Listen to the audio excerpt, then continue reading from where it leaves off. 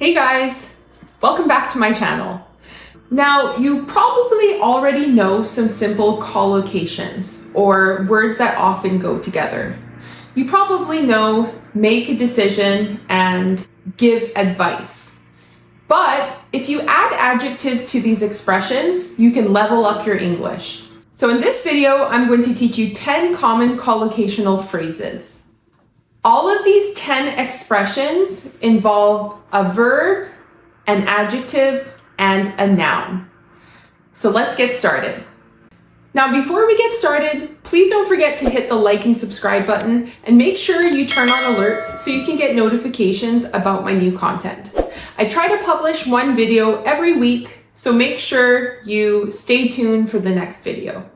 So the first expression involves the words make and decision.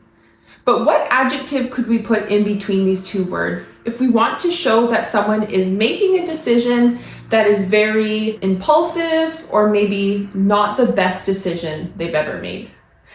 The decision is kind of made quickly and without a lot of thought. The adjective that we could use here is rash.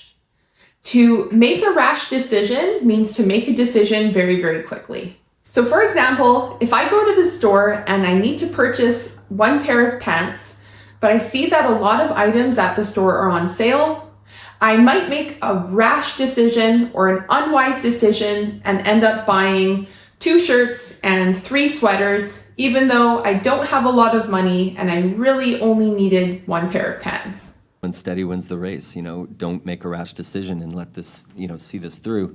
And wise to be making rash decisions, because if you make a rash decision in the middle of an identity collapse, it may not lead to very good outcomes. Now, the second expression involves the words take and guess.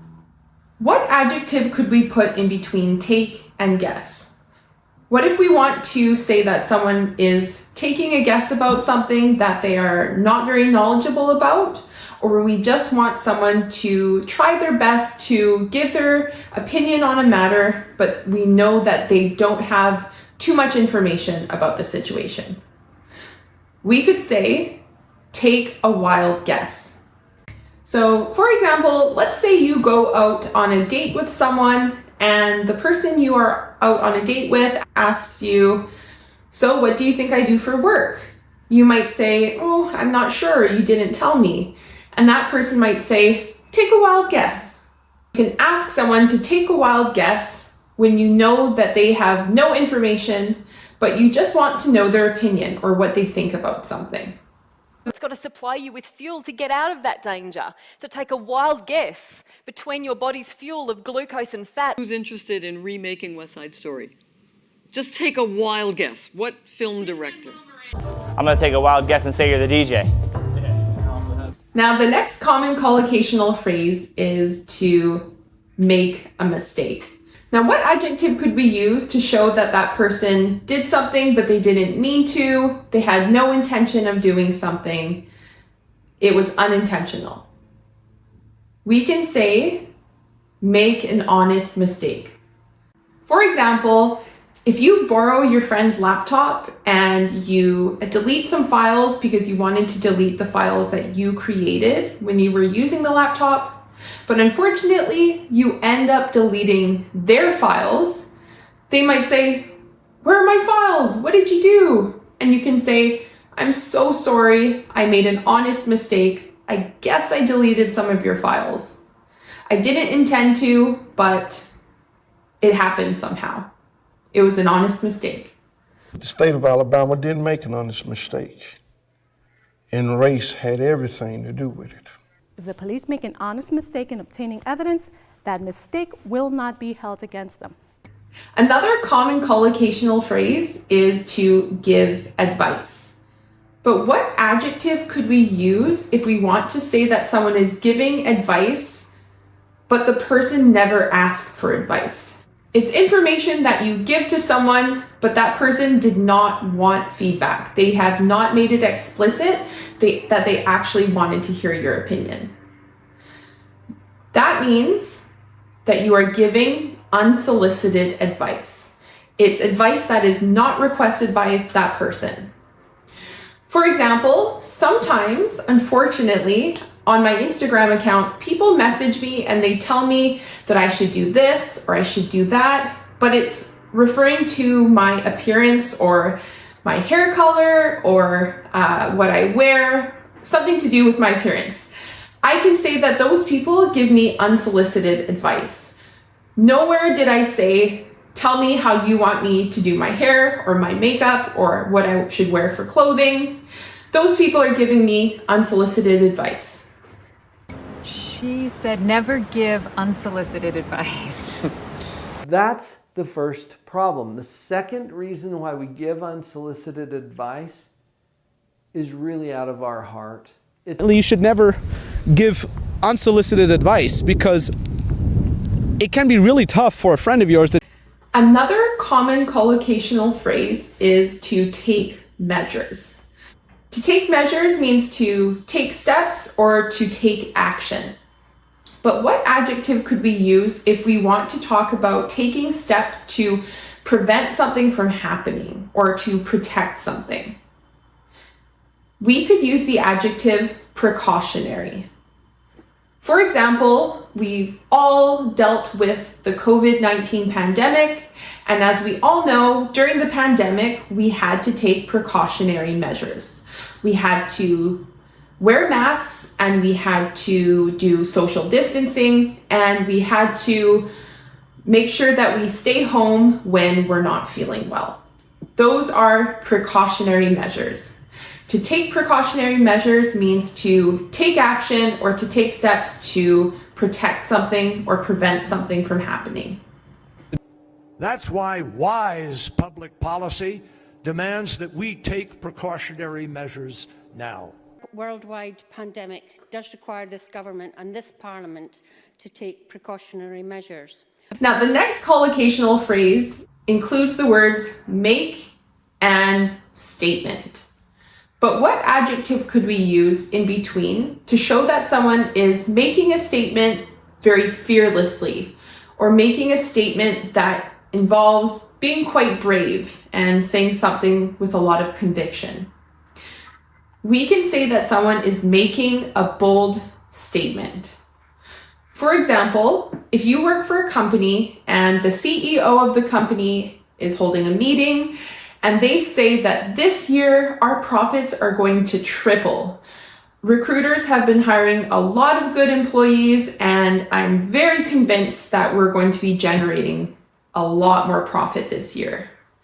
You could say that your CEO made a bold statement. They claimed that profits would triple. Now, you can also use this expression or phrase when you're talking about the way that someone dresses. You can say that someone makes a bold fashion statement. For example, if you are going to a formal event and most women are supposed to wear dresses, but a woman chooses to wear pants or like a suit, you could say that that woman chose to make a bold fashion statement by wearing something that maybe other people weren't wearing at that event. Having a company like P&G make a bold statement like that was incredibly powerful. Children in 7 continents out of their homes and onto the streets in order to make a bold statement. The next collocational phrase involves the words take and risk. To take a risk means to take a chance on something, especially when we don't know the outcome or we don't know what's going to happen. We take a risk. But what adjective could we use in between those two words if we want to show that someone has actually done a little bit of thinking about the situation and it's actually less risky? We could use the adjective calculated. To take a calculated risk means to take a chance on something or to make a decision when the outcome is not determined, but we've done a little bit of research and we've weighed the pros and cons. For example, if I am investing my money and I'm deciding between various types of mutual funds or investment options, I can take a calculated risk and invest my money into a product that may lead to a higher return in the end. I know that there are still risks involved in investing, but I take a calculated risk because I know that despite these risks, I can still end up making more money. The next step is to take a calculated risk based on all of the things that make you happy. Or there's still a hazard in there. It won't let you take a calculated risk. The next collocational phrase involves the words make and promise. To make a promise means to tell someone that you're going to do something, to ensure that you're going to do something. But what adjective could we use if we want to say someone is saying something, but they don't actually mean it? We can say that someone makes an empty promise. We can use the expression make an empty promise when someone is promising something, but they really don't intend to do anything. It's unlikely to happen, and it's just kind of said in order to make someone feel reassured, but it doesn't lead to any substantial action. For example, if you have a friend who has a boyfriend who doesn't really have his life together, he's partying all the time, he isn't looking for a job, and he's spending all of your friend's money, you might confront your friend and say, your boyfriend is making you empty promises all the time. He's saying that he's going to get a job, but he never applies for any positions. This is how the Chinese Communist parties operated over and over, make empty promises. With alarming regularity, some politicians make empty promises no one believes. The next collocational phrase involves the words give and hope. To give someone hope means to make them feel optimistic or make them feel hopeful about something that might occur in the future. But what adjective could we use if we want to say that someone's actually deceiving another person? We could say that someone who deceives another person gives false hope. To give false hope means to say something to try to reassure someone, but it doesn't lead to any action, and it can actually be a form of manipulation. Now, I should add here that giving false hope is not always intentional. It doesn't always mean that someone is intentionally manipulating another person. Someone might just be overly optimistic and they may say things that they probably shouldn't say because they just want to be optimistic about a situation and to make someone feel better. But let me give you an example of giving false hope. If you're talking to your friend and you're thinking about immigrating to Canada, and that friend says, oh yeah, immigration to Canada is very easy. There are a lot of jobs that you can get, and it's very easy to find work in this country. However, when you move to Canada, you realize that finding a job is a lot more difficult than you anticipated. You might think that your friend gave you false hope.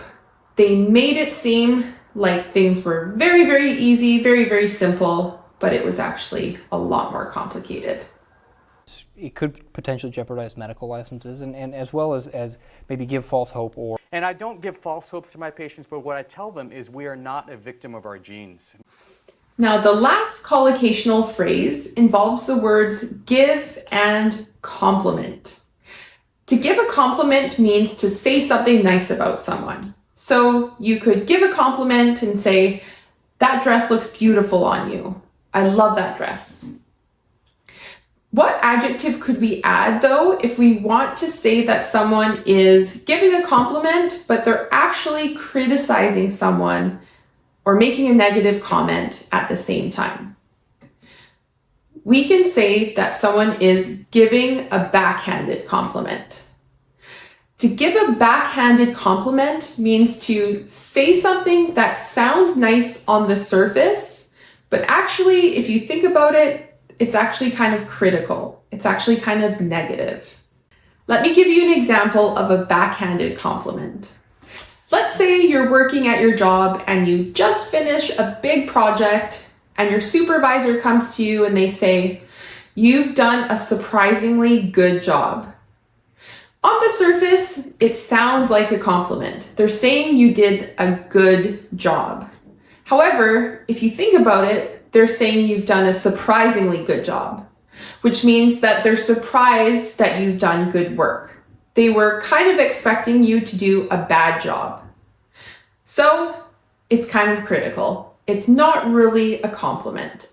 I asked them for feedback, and they somewhat famously and gave me the backhanded compliment of saying they like me better on YouTube than in person. I remember getting a backhanded compliment from my coach. He said, Giles, he goes, you take a punch very well. So there you have it, you guys. There are 10 common collocational phrases that we have added adjectives to in order to level up your English.